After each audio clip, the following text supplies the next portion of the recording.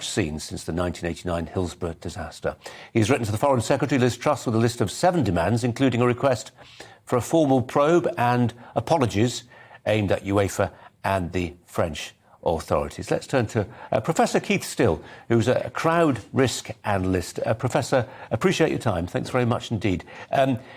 How did crowd dynamics work in this particular fixture?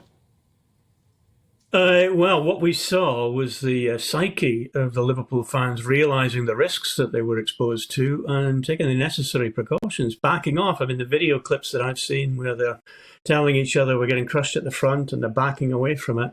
Had it not been for the experience of Hillsborough, I think that could have been a significant risk to life and limb, I think is the legal term. Absolutely terrible crowd management.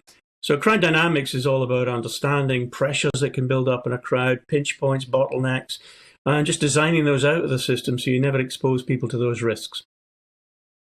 Purely within inanimate objects, Keith, or is it something which requires, the police and the stewards on the ground to get things right too?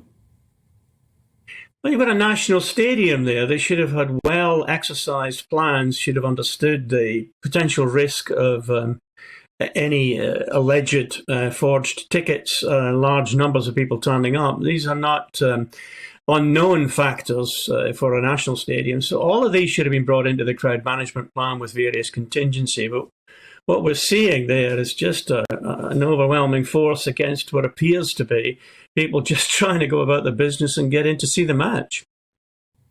Is there something in this? I mean, somebody who's had the misfortune of enjoying the hospitality of the CRS in Paris before.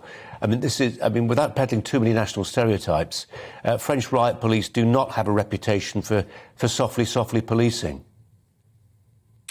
Well, I remember a conference I was talking at when some French police officers were saying we have the best riot police in the world, to which I commented, you've also got the worst riots in the world. Do you see any correlation between those two?